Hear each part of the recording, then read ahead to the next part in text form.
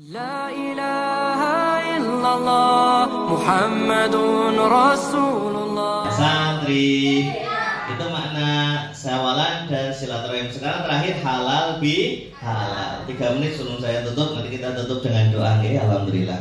Santri, santri, siapa yang kemarin khatam Quran? Saya semuanya. Alhamdulillah.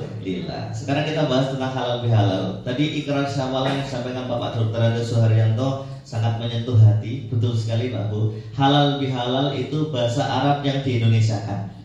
Tapi ini tradisi yang sangat indah, yang sangat baik. Mohon maaf lahir dan batin. Jadi kita mohon maaf tidak hanya lisan kita, tapi dengan hati yang terdalam, tulus ikhlas dari hati kita. Saling memaafkan. Mengapa? Karena halal bihalal, mohon maaf lahir dan batin itu merupakan amalan ahli surga. Amalan ahli surga. Allahumma amin. Allahumma amin. Bu, Pak, santri, santri.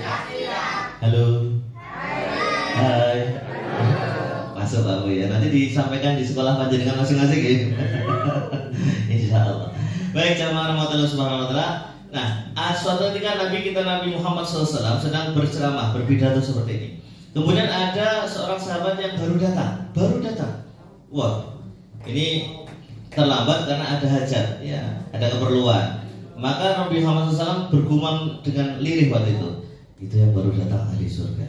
Wah, ini yang dulu di depan penasaran. Lagi teko kok ahli surga ini mau apa gitu.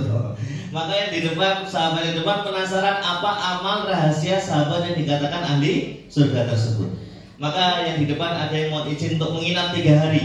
Bu, Pak, ini dalam kaidah fikih ya, ilmu fikih dan adab. Kalau kita nginap di tempat seseorang, ya, walaupun saudara kita, maksimal berapa hari Pak Bu? 3. Kalau lebih dari itu mohon izin boleh perpanjang atau tidak. Gini Bang ya? Betul atau betul? Karena sebagaimana kita bertamu, kita ditamui rasanya sama, betul atau betul? Gini Bang ya? Maksudnya gimana Pak Ustadz? Hari pertama masih semangat Pak Bu? Monggo silakan, monggo. Semua makanan dihidangkan, monggo. Itu hari pertama. Hari kedua agak menurun. Monggo. Hari kedua monggo. Hari ketiga kok wongnya bali-bali gitu. Ya itu perasaan yang ditamui. Kita bertamu juga sama saja. Mohon maaf. Jadi kalau kita bertamu walaupun saudara kita mohon izin boleh perpanjang atau tidak, itu adabnya demikian. Nah, nginaplah itu sahabat 3 hari di tempat saudaranya. Lalu setelah nginap di 3 hari mempelajari apa amalan kesehariannya. Ternyata amalannya standar Pak Bu. Ya sholatnya tetap jamaah di masjid karena dia laki-laki. Kemudian dia ngajinya 1 hari 1 juz saja. Bukan berarti ahli surga sehari 30 juz ributan ini. Sehari 1 juz. Kemudian salat malamnya sepertiga malam terakhir sudah pepet-pepet subuh itu. Masya Allah. Loh kok biasa saja amalannya. Tetap bekerja seperti biasa, pulang ke rumah bercengkrama dengan anak dan istri.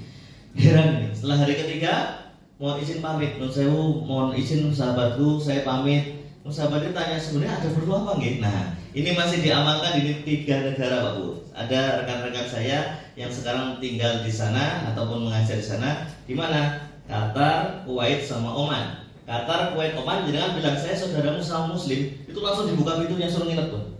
3 hari. Setelah 3 hari baru tanya, ada perlu apa nggih? Gitu. Gitu. Silakan monggo kalau mau diamalkan. Itu betul di Qatar, Kuwait sama Oman. Itu masih itu.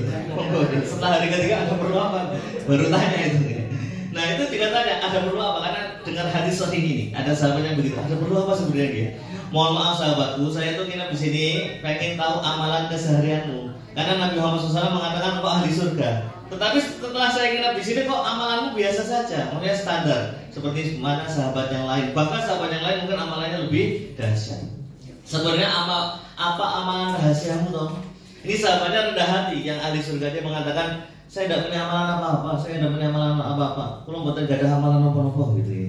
Bu, Pak, lalu didesak 1 menit sebelum saya tutup. Wallahi demi Allah, tolong sebutkan amalan rahasiamu. Wallahi. Nah, ini kalau sama orang Arab, jangan bilang wallahi, itu langsung gitu, langsung semua. Karena apa? Wallahi demi Allah urusannya langsung pada Allah Subhanahu wa taala. Atau urusan bisnis, ya jual beli. Wallahi satu kontainer ini bagus, dan nggak cek lagi sama orang Arab. Wallahi satu kontainer ini aku sih urusannya sama Allah gitu ya.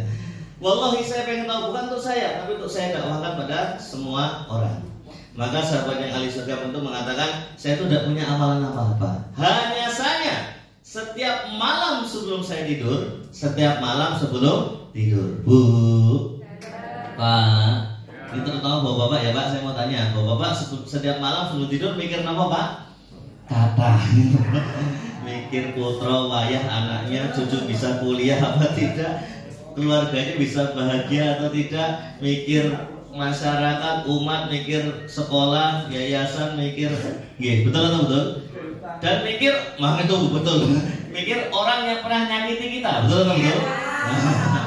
Santri, ini ada yang pernah nyakiti santri, menyakiti hati. Baik, pikir orang yang pernah nyakiti kita, kok wongnya tego banget toh, wis ditulung malah mentung gitu.